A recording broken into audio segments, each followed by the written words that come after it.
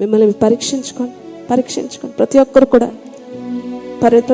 కూడా ఏ విధమైన డెవలప్మెంట్స్ మనలో కనబడుతున్నాయి.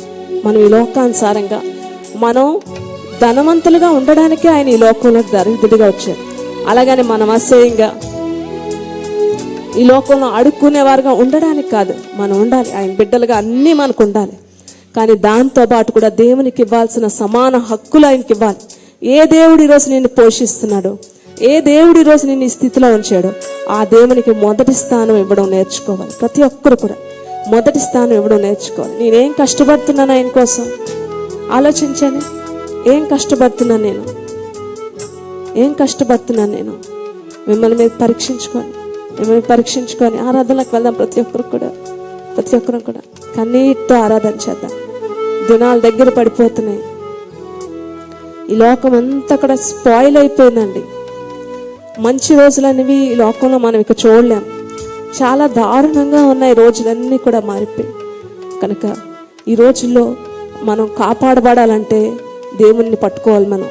ఆయన మాత్రమే మనకు దిక్కు, మనకి ఆశ్రయము. ఆయనే మనకి దిక్కు, మనకి ఆశ్చర్యం. అది జ్ఞాపకం చేసుకొని, ప్రభా నేను ఎక్కడ తప్పు చేస్తున్నానో నన్ను క్షమించు, నీ దయ చొప్పున నన్ను కాపాడు నాయన. నీ కొరకు నేను నిజమైన క్రైస్తవురాలుగా బ్రతకడానికి నీ కృపను నాకు అనుగ్రహించు అని చెప్పి ప్రతి ఒక్కరు కూడా పశ్చాత్తాపంతో ఆరాధన చేద్దాం. ప్రతి ఒక్కరు కూడా శోకపు లోయలలో కష్టాల కడగండలో కడలేని కడలిలో నిరాశ నిస్పృహలో ఆరాధన శోకపు లోయలలో కష్టాల కడగండలో కడలేని కడలిలో నిరాశ నిస్పృహలో అర్థమే కాని ఈ జీవితం ఇక వ్యర్థమని నేననుకొనగా, అర్థమే కాని ఈ జీవితం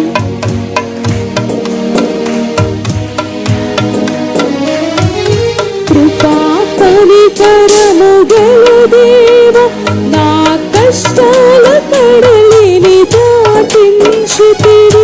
కృపా కనికరము గల దేవా నా కష్టాల కడలిని దాటించితివి. ఎడబాయని నీ కృపా నన్ను విడువదు ఎన్నటికీ. ఎడబాయని నీ కృపా నన్ను విడువదు ఎన్నటికీ. యేసయ్యా నీ ప్రేమానురాగం నన్ను కాయును అనుక్షణం. యేసయ్యా నీ ప్రేమానురాగం నన్ను కాయును అనుక్షణం. ఎడబాయని నీ కృపా నన్ను విడువదు ఎన్నటికీ. ఎడబాయని నీ కృపా. విశ్వాస పోరాటంలో ఎన్నో అవమానాలు, ఎన్నో నిరాశలు, ఎన్నో కష్టాలు, కానీ మనం నిల్చుంటే ఆయన నిలబెడతాడండి. మనం నిలబెడతామంటే ఆయన నిల్చోబెడతాడు తప్పకుండా.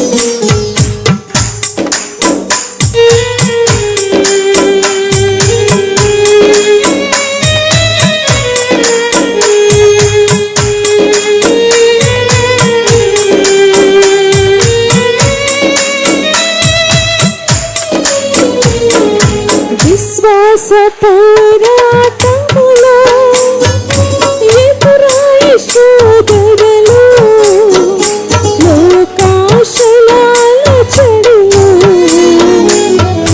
సడలితి విశ్వాసములో. విశ్వాస పోరాటములో ఎదురాయి శోధనలో లోకాశలాల చెడులో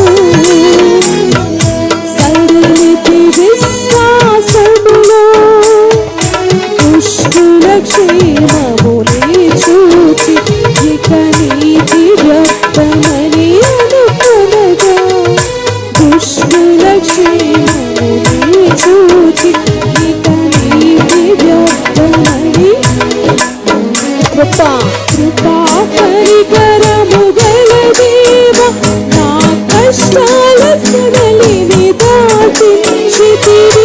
కృపా కనికరము గల దేవా నా కష్టాల కడలిని దాటించితివి. ఏడబాయని ఆత్మతో ఆరాధించండి. కొద్ది నిమిషాలు కళ్ళు మూసుకోండి. ప్రభా, ఆత్మానుసారంగా కూడా నాలో ఎదుగుదల దయచేయండి. నీ కృప నన్ను విడువదు ఎన్నటికీ. యేసయ్యా నీ ప్రేమానురాగం. అయ్యా, ఆత్మీయమైన ఎదుగుదల కూడా నాకు కావాలి. అడగాలని ఈ లోకానుసారంగా తప్పకుండా దేవుడు నీకు అన్నీ ఇస్తాడు. కానీ నీకు కావాల్సింది ఆత్మీయమైన ఎదుగుదల. ఎడబాయని నీ కృప నన్ను విడువదు ఎన్నటికీ. ఎడబాయని నీ కృప. సేవలో విశ్వాసులకి పోరాటమే, నిజముగా సేవ చేసే వాళ్ళకి పోరాటమే. నిజముగా యథార్థంగా జీవించే ఒక క్రైస్తవుడు పట్ల ఈ లోకము యోగ్యమైనది కాదు, సెట్ కాదట, సెట్ అవదండి. దేవుని కొరకు జీవించాలనుకున్న క్రైస్తవుడికి ఈ లోకం సెట్ అవుతుంది. ఈ లోకంతో కలవలేము.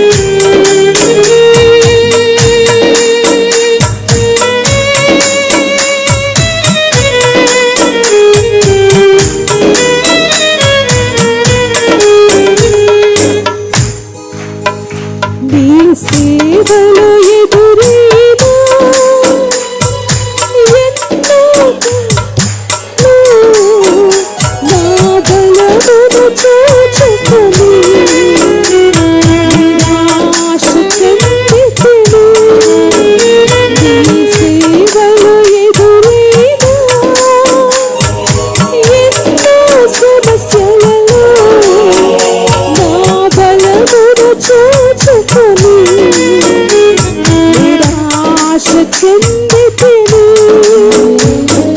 భారమైన ఈ సేవను ఇక చేయలేనని అనుకొనగా. భారమైన ఈ సేవను ఇక చేయలేనని అనుకొనగా. దీర్ఘశాంతము గల దేవా నా చేయి విడువక నడిపించితివి. దీర్ఘశాంతము గల దేవా నా చేయి విడువక నడిపించితివి. ఎడబాయని నీ కృప నన్ను విడువదు ఎన్నటికీ. ఎడబాయని నీ కృప నన్ను విడువదు ఎన్నటికీ. యేసయ్యా నీ ప్రేమానురాగం నన్ను కాయును అనుక్షణం. యేసయ్యా నీ ప్రేమానురాగం నన్ను కాయును అనుక్షణం. ఎడబాయని. కొద్ది నిమిషాలు ఆరాధన చేద్దామా? అదే భక్తితో ఆరాధన చేద్దామా? నీ కృప నన్ను విడువదు ఎన్నటికీ. యేసయ్యా నీ ప్రేమానురాగం నన్ను కాయును అనుక్షణం. యేసయ్యా నీ ప్రేమానురాగం నన్ను కాయును అనుక్షణం. యేసయ్యా నీ ప్రేమానురాగం నన్ను కాయును అనుక్షణం. యేసయ్యా నీ ప్రేమానురాగం నన్ను కాయును అనుక్షణం.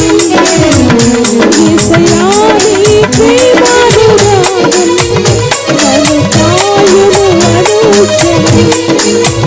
యేసయ్యా నీ ప్రేమానురాగం నన్ను కాయును అనుక్షణం. హల్లెలూయా, హల్లెలూయా. గట్టిగా చెప్పండి కదా దేవుని. హల్లెలూయా, హల్లెలూయా, హల్లెలూయా. దేవునికి మహిమ కలుగును. హల్లెలూయా. మళ్ళీ మనం పరీక్షించుకోవాలి. రోజులు వెళ్ళిపోతున్నాయి, జీవితం అయిపోతుంది. మళ్ళీ ఆత్మీయమైన ఎదుగుదల లేకపోతే ఎలా అండి? మోకాళ్ళ మీదకి వెళ్దాం ప్రతి ఒక్కరు కూడా. మోకాళ్ళ మీదకి వెళ్దాం ప్రతి ఒక్కరు కూడా. ఆత్మీయమైన ఎదుగుదల లేకపోతే ఎంతకాలం ఈ లోకం కొరకే పరిగెడతారు? ఎంతకాలం ఈ లోకం కొరకే పరిగెడతారు? దేవుని కొరకు పరిగెట్టాలని ఆశ లేదా అండి? దేవుని కొరకు ఎంతమంది ఆశపడుతున్నారు? ఎంతమంది త్యాగం చేస్తున్నారు జీవితాన్ని? చూడండి, ప్రతి దాంట్లో కూడా దేవుని విషయాల్లో నిర్లక్ష్య స్వభావం. ఈ లోక సంబంధ విషయాల్లో ఆసక్తి, దేవుని విషయాల్లో నిర్లక్ష్య స్వభావం. ఎంతకాలం ఈ జీవితం? ఎంతకాలం అండి ఈ జీవితం? మార్పు రాదా ఇంకా? మనల్ని దిగజార్చేసే వాళ్ళని మనం ఎప్పుడు చూడకూడదు. మనకంట ముందు పరిగెడుతున్న వారిని చూడాలి. ఆత్మీయ జీవితంలో ఎదుగుతున్న వారిని చూడాలి. బయట ప్రపంచాన్ని చూడకూడదు. మనిషి బయటికి ఎదుగుతున్న వ్యక్తిని చూడకూడదండి. ఒక నిజమైన క్రైస్తవుడు దేన్ని చూడాలి? బయట ఎదుగుదలని ఎప్పుడు చూడకూడదు. నేను పరలోకానికి సంబంధించిన వ్యక్తులైతే బయట ఎదుగుదల ఎప్పుడు చూడకూడదు.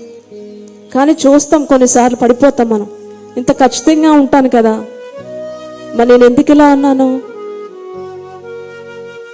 వాళ్ళు అస్సలు ఉండరు, ఇష్టానుసారంగా లోకంలో బ్రతుకుతారు.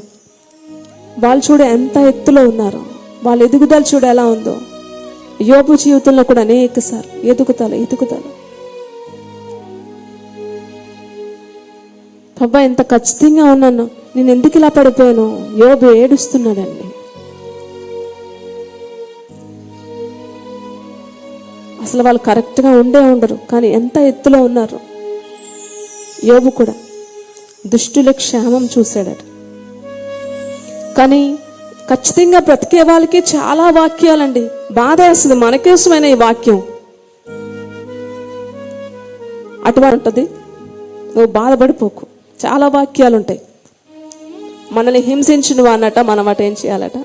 మనల్ని క్షమించాలట. ఎంత కష్టమైన పని కదా. మనల్ని తిడుతుంటే మనల్ని అందరిలో 10 మందిలో అవమానపరిచే వాళ్ళు ఏడ్ చేయాలట, మనం ఊరుకోవాలి, క్షమించాలట. వాళ్ళు ఎదుగుతుంటే మనం ఏడ్ చేయాలట, మనమట మనసులో కూడా బాధపడకూడదు. ఎంత కష్టమైన వాక్యాలు చూసారో బైబిల్లో. ఒక్కొక్క వాక్యం చదువుతుంటే చాలా బాధేస్తుంది.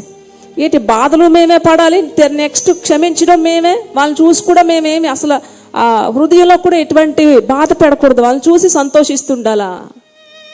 మమ్మల్ని బాధ పెట్టేవాడు, మమ్మల్ని అన్యాయం చేసేవారు, మమ్మల్ని చూసి వేళాకోళం చేసేవారు. ఎదుగుతుంటే వాళ్ళని చూసి మేము హ్యాపీగా ఫీల్ అవ్వాలా? పొల్ల దేవుడు నేను దీవించండి. ఇంత కష్టమైన పని కదండి.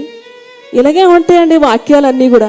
బాధ మేమే పడాలి, వాళ్ళని చూసి వాళ్ళని కూడా క్షేమాన్ని చూసుకోవాలి, వాళ్ళని గట దీవించాలట, వాళ్ళు చూసి మనం హ్యాపీగా ఫీల్ అవ్వాలి. ఎంత కష్టమైన పని కదా. కానీ అలాగే ఉండాలి. బైబిల్ చాలా కష్టంగా ఉంటుంది, చాలా కష్టంగా ఉంటుంది. నిజంగా ప్రతికే ఒక్క క్రైస్తవుడికి ఈ లోకం సెట్ అవ్వదు. ఈ లోకంలో మనం సెట్ అవ్వలేము. అందుకే కొంతమంది కామ్గా ఉండిపోతారు అన్ని విషయాలు. ఈ లోకం సెట్ అవ్వదండి. ఈ లోకంతో కలిసిపోయే వాళ్ళకి ఈ లోకం బాగానే సెట్ అవుతుంది. మొన్న ఒక సహోదరి ఆమె సాక్ష్యం చెప్తుంది, విన్నారో లేదో చాలామంది. అంటే ఈ లోకంతో కలిసిపోయినంత వరకు లోకం మనకి బాగానే సెట్ అవుతుంది. లోకం నుంచి విడిపోయి ఎప్పుడైతే దేవుని కొరకు బ్రతకాలంటే అందరూ యాంటీ అయిపోతారు మనకి.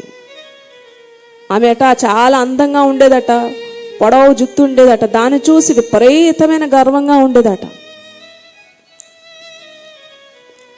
ఆమె అందాన్ని బట్టి గర్వించేదట. అందుకే జీవితం ఎప్పుడు ఎలాగ మారిపోతుందో తెలియదు. దేన్ని బట్టి గర్వించకూడదని అది వింటున్నప్పుడు మన జీవితంలో డబ్బును బట్టి, అందాన్ని బట్టి, మన స్టేటస్ని బట్టి, లేకపోతే మన ఉద్యోగాన్ని బట్టో, మనకున్న ఆస్తులను బట్టి ఎప్పుడు గర్వించకూడదండి. అది చూసినప్పుడు నిజంగా చాలా భయం వేసింది. దేవుని మహాదయ వల్ల వీటి మీద అయితే గర్వాలు లేవు, కానీ ఏమన్నా దేని మీద దేవుని మహాకృప వల్ల గర్వం అయితే లేదు. కానీ ఏమన్నా ఫ్యూచర్లో కూడా ఇలాంటివి రాకూడదని భయపడ్డాం అలాంటివి చూసినప్పుడు.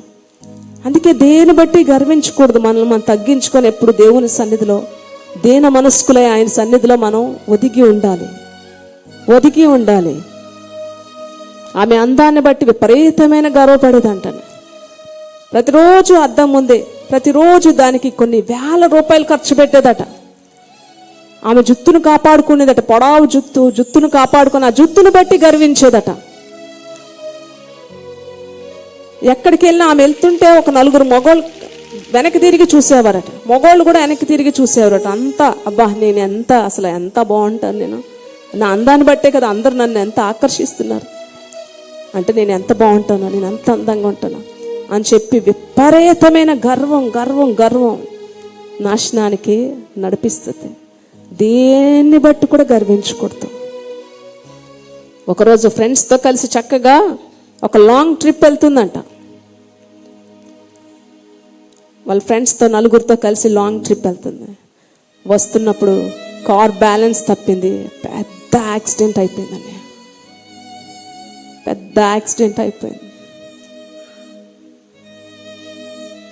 ఆ యొక్క డోర్ గ్లాసు తీసి డోర్ బయట ఆమె చెయ్యి పెట్టుకొని గ్లాస్ డోర్ దించి చెయ్యి బయట పెట్టుకొని చక్కగా ఎంజాయ్ చేస్తూ సినిమా పాటలు పెట్టుకొని చక్కగా వెళ్తున్నారు ఎంజాయ్ చేస్తూ.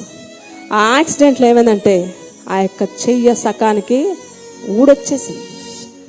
తక్కిన వాళ్ళందరూ కూడా బాగానే ఉన్నారు, కానీ ఈ అమ్మాయి స్పృహ తప్పిపోయింది. హాస్పిటల్లో జాయిన్ చేశారు, బ్లడ్ మొత్తం పోయింది. ఈ అమ్మాయి బ్రతకదు. సరే ఆపరేషన్ చేయండి. తల పగిలిపోయిందండి, బుర్ర మీద పగిలిపోయిన తర్వాత ఫస్ట్ ఏం చేశారు, ఈ అమ్మాయి జుత్తు అర్జెంటుగా గీసేయండి, అర్జెంటుగా కుట్లు వేయాలి, మొత్తం పైనుంచి కింద వరకు కుట్లు వేయాలి, మొత్తం ఉన్న జుత్తు అంతా గీసేశారు. తర్వాత ఆ అద్దం పెంకులన్నీ చేతిలో గుచ్చుకుపోవడం వల్ల చెయ్యి అంతా కూడా పచ్చగా మారిపోయింది. డాక్టర్స్ చెప్పారు ఈమె చెయ్యి ఇంకా స్పర్శ లేదు, దేనికి పనికిరాదు. ఈ చెయ్యి కానీ ఉంచామంటే టోటల్ బాడీ అంతా కూడా విషమైపోయి అమ్మాయి చనిపోతుంది ఇంకా. కనుక ఈ అమ్మాయికి చెయ్యి తీసేయాలి. చెయ్యి పై మొత్తం తీసేశారు. వికారంగా ముఖం అంతా కూడా అసభ్యంగా, జుత్తు లేకుండా మొత్తం జుత్తు అంతా గీసేశారు. చెయ్యి ఊడిపోయింది. మంచం మీద దేనికి పనికి రాకుండా ఉందండి. క్రైస్తవురాలే, నామకార్థమైన క్రైస్తవురాలు. అన్నీ బాగున్నప్పుడు దేవుడు గుర్తురాడు కదండి. గుర్తొస్తాడా? అయ్యో మాకు అన్నీ బాగానే ఉన్నాయి కదా, చేతులు బాగున్నాయి, కాళ్ళు బాగున్నాయి, చక్కగా పని చేసుకుంటున్నాం, ఇప్పుడు ఎందుకండి దేవునితో ఏం పని మాకు? దేవునితో ఎప్పుడు పని పడుతుంది మనకి? ఎప్పుడండి పడుతుంది? ఇక ఇప్పుడు పడుతుంది, దేవునితో ఇప్పుడు పడుతుంది. మంచం మీద ఏడుస్తుంది. దేవుడు కూడా మంచి దేవుడు అండి, మంచి కాపరి. ఎంత పాపినైనా సరే, ఎంత నువ్వు ద్వేషిస్తున్నా సరే, నీకు అన్నీ బాగున్నప్పుడు వదిలేసి ఏమీ లేనప్పుడు ప్రభా ఇంకా అందరు నన్ను వదిలేశారు, నువ్వు కూడా వదిలేస్తావు అంటే ఆయన వదిలేడు. ఇప్పుడు కూడా నేను నీకు తోడై ఉంటాను అనేది చెప్పింది దేవుడు. కొద్ది రోజులకి ఇంటికి తీసుకొచ్చారు. ఇంటికి తీసుకొచ్చాక జుత్తు లేదు, గుండె అయిపోయింది, చెయ్యి తీసేశారు. ఆ భర్త అట కొంచెం నన్ను బాత్రూమ్ వరకు తీసుకెళ్ళవా అంటే భర్త తీసుకెళ్ళాడట. తీసుకెళ్ళి ఎక్కడ నిల్చోబెట్టాడంటే అద్దం ముందు నిల్చోబెట్టి ఇప్పుడే ఉండి వస్తానని చెప్పి కిచెన్లోకి వెళ్ళి ఒక చిన్న గిన్నె తీసుకొచ్చి చేతిలో పెట్టి, ఇగో ఇప్పుడు నువ్వు ఈ పని చేసుకో అని చెప్పి, అంటే బయటికి వెళ్ళి అడుక్కో అని చెప్పాడట. ఇప్పుడు నువ్వు కూడా నాకు పనికిరావు, ఇంతవరకు అందం ఉందని చెప్పి ఏదో నిన్ను ఉంచాను తప్ప ఇంకా నువ్వు నీ వల్ల నాకు ఉపయోగం లేదు అని చెప్పి, ఇగో చేతిలో చిప్పబెట్టాను కదా, నువ్వు అడుక్కోవడానికి తప్ప ఇప్పుడు దేనికి పనికిరావు, నువ్వు ఎంత అందవికారంగా ఉన్నావు తెలుసా అని చెప్పి కొద్ది రోజులైనా నీకు డైవర్స్ ఇచ్చి నేను ఇంకొక అమ్మాయిని పెళ్లి చేసుకోబోతున్నాను వదిలేసి వెళ్ళిపోయాడు. ఎంత భయంకరమైన విషయం కదా. ఎంత భయంకరమైన విషయం. ఏడుస్తే ఇంక ఈ జీవితం ఎందుకు, అన్నీ పోయి, లోకానికి పనికిరాను, భర్తకి పనికిరాను, ఎవ్వరికి పనికిరాను, ఇంకా చనిపోవడం మేలు అని చనిపోవడానికి వెళ్ళినప్పుడు ట్రైన్ ట్రాక్స్ మీద కూర్చుందంట రాత్రి 11 గంటలకి. దేవుడు ఎలా కాపాడుతాడు, ఎలా వెంటాడుతున్నాడు ఆయన. ట్రైన్ ట్రాక్స్ మీద కూర్చొని ట్రైన్ వస్తుందని చెప్పి ఈలోగా ఒక ఆయన వచ్చాడు, ఒక వృద్ధాప్యంలో ఉన్న ఒక ముస్లిం ఆయన వచ్చాడట. ఎందుకు ఇక్కడున్నావు అని అంటే, నీకెందుకు, నా జీవితం నాది అని చెప్తుందంట. లేక వెళ్ళు, నీ కోసం అందరూ వెతుకుతున్నారు వెళ్ళు అని అంటే, నేను వెళ్ళను, నేను చచ్చిపోవడానికి వచ్చాను. లేదు, నీ కోసం ఎవరో వెతుకుతున్నారు వెళ్ళు, నీ జీవితం ఎలా ఉండదు, నీ జీవితం మారుతుంది తప్పకుండా, నువ్వు చచ్చిపోవు, నువ్వు బ్రతుకుతావు అని చెప్పి పక్కకు తీసుకొచ్చిన 2 నిమిషాల, గంట నుండి కూర్చుంది కానీ అక్కడ ట్రైన్ రాలేదు, కానీ పక్కకు తీసుకున్న 2 నిమిషాల పక్క నుంచి ట్రైన్ వెళ్ళిపోయిందండి. వెంటనే వాళ్ళ యొక్క తల్లిదండ్రులు, బంధువులు అందరూ వచ్చి ఆమెను తీసుకొని వెళ్ళి, ఎవరు నేను తీసుకొచ్చారు ఈ టైంకి అని అంటే, ఒక ముసలాయన వచ్చాడు, అక్కడ చచ్చిపోదామన్నా చావు కూడా రావట్లేదు, ఈ ముసలాయన వచ్చి నన్ను తప్పించేశాడు అని చెప్పి వెతికేటప్పుడు ఎక్కడా కనబడలేదండి. ఆయన ఎక్కడా కనబడలేదు, చూడటానికి కూడా ఎక్కడా కనబడలేదు. ఆ తర్వాత దేవుడు మాట్లాడాడు, నువ్వు నా సేవ చేయాలి. భర్త వదిలేశాడు, కానీ ఈరోజు దేవుని పని అద్భుతంగా, మంచి ఉద్యోగాన్ని దేవుడు ఇచ్చి ఆమెను అద్భుతంగా దేవుడు వాడుకుంటున్నాడు. హల్లెలూయా, హల్లెలూయా. కనుక దేన్ని బట్టి కూడా గర్వించకూడదు. ఏ జుత్తును బట్టి గర్వించిందో అది మొత్తం తీసేశారు. ఏ అందాన్ని బట్టి గర్వించిందో అందం మొత్తం వికారం అయిపోయింది. ఈరోజు ఆమె ఎలా తయారని తెలుసా అండి? ఆత్మీయ అందాన్ని పెంచుకుంది, బాహ్య అందాన్ని వదిలేసింది. దేవుని కొరకు ఈరోజు ఆమె మాటలు ఎంత చక్కగా ఉంది. ఆమెను చూస్తే దేవుని కళతో నింపబడింది. క్రైస్తవుడు దేన్ని బట్టి గర్వించకూడదండి, దేన్ని బట్టి గర్వించకూడదు. దేన్ని బట్టి గర్వించాలి? ఎస్, దయముని బట్టే గర్వించాలి. అనుకున్న వారు మోకాళ్ళ మీదకి వెళ్దామా? మోకాళ్ళ మీదకి వెళ్దాం, మోకాళ్ళ మీదకి వెళ్దాం, చేతులు 2 పైకెద్దాం. ప్రభా, నేను దేన్ని బట్టి గర్వించను ప్రభా, నిన్ను బట్టి నేను గర్విస్తాను. భూమి మీద కృపాక్షేమములు చూపిస్తున్నా యేసయ్యా, నిన్ను బట్టే నేను గర్విస్తానయ్యా, నిన్ను బట్టే గర్విస్తాను. నిన్ను గాక నేను దేన్ని ప్రేమించునయ్యా. చెప్దామండి. నిన్ను గాక మరి దేనిని నీ ప్రేమింపనీయకు,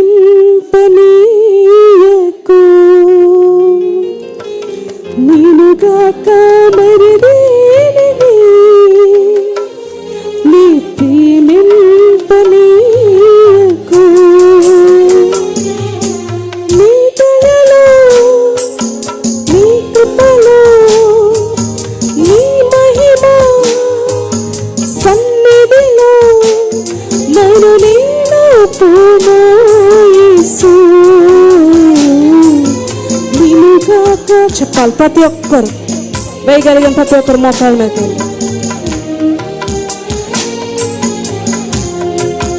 బిగ్గరగా. నిన్ను గాక మరి దేనిని నీ ప్రేమింపనీయకు. రంగుల వలయాలు ఈ లోకమంతా కూడా ఆకర్షణతో కనబడుతుంది, కానీ ఈ లోకంలో ఎదురెదాలని, దేవుని కొరకు ఎదురెదాలి. అలాంటివి కనబడినా సరే ఆ అట్రాక్షన్స్ మనం అట్రాక్ట్ అవ్వకుండా దేవునికి అట్రాక్ట్ అవ్వడం నేర్చుకోవాలి.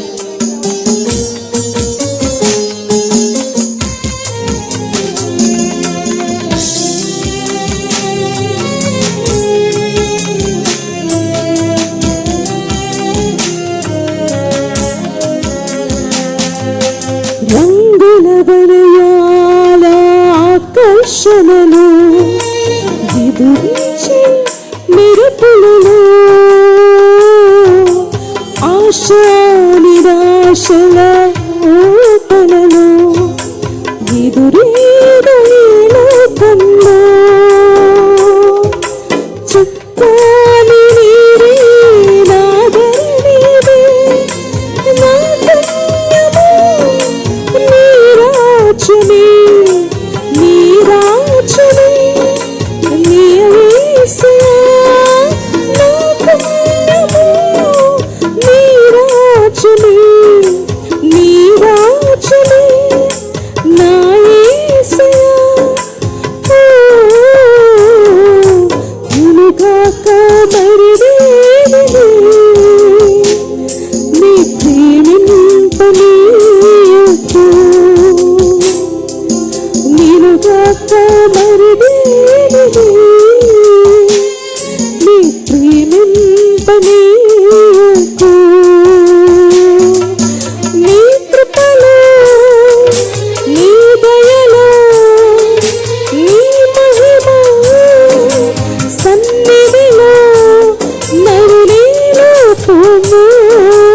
యేసు నీనుగాక మరిదేనిని నీ ప్రేమింపనీయకు నీనుగాక మరిదేనిని నీ ప్రేమింపనీయకు. కనుక జ్ఞాపకం చేసుకోండి, దేన్ని ప్రేమిస్తే అది ఖచ్చితంగా మన దగ్గర ఉండదండి. ఇది కన్ఫర్మ్. ఇది నేను చెప్పిన మాట కాదు, కానీ ఇది దేవుడు చెప్తున్న మాట. ఏది ప్రేమించిన, అందాన్ని ప్రేమించింది పోయింది, జుత్తుని ప్రేమించింది పోయింది, భర్తను ప్రేమించింది వెళ్ళిపోయాడు. యేసయ్యను ప్రేమించాడు, యేసయ్యను ప్రేమించింది పోయిన ప్రతి దానికంటే డబల్ ఇచ్చి దేవుని కొరకు సాక్షిగా నిలబెట్టాడు. హల్లెలూయా, హల్లెలూయా. కనుక దేన్ని ప్రేమించాలి? ఇవన్నీ మీ దగ్గర ఉండాలంటే మీరు దేవునికి మొదటి స్థానాన్ని ఇవ్వాలి. దేవుని ప్రేమించడం నేర్చుకోవాలి. దేవుని ప్రేమించడం నేర్చుకోవాలి. మిమ్మల్ని మీరు తగ్గించుకోవాలి. గర్విస్తే చాలా డేంజర్ అండి. మనకున్న దాన్ని బట్టి గర్విస్తే చాలా డేంజర్. ఇది నువ్వు ఇచ్చావు ప్రభా. ఒకవేళ ఇచ్చింది పోయినా సరే సింపుల్గా చెప్పగలిగి ఉండాలి. ఏమని? ప్రభా నువ్వు ఇచ్చావు, పోతే పోనీ, నువ్వే ఇచ్చావు, ఎలా వచ్చిందో అలా పోయింది. అలా సింపుల్గా చెప్పడం నేర్చుకోవాలి, ప్రాక్టీస్ చేయాలి. ఏమైనా పోయింది, ఆస్తి పోయింది అనుకోండి, చెప్పండి పోనీ దేవుడు ఇచ్చాడు తీసుకున్నాడు, సింపుల్గా ఇలా చెప్పడం నేర్చుకోవాలి. అప్పుడు దేవుడు డబల్ దేవుడు మీకు ఇవ్వడం మొదలు పెడతాడు. దేవుడు మీతో మాట్లాడితే ఒక్కరు ప్రార్థన చేయండి.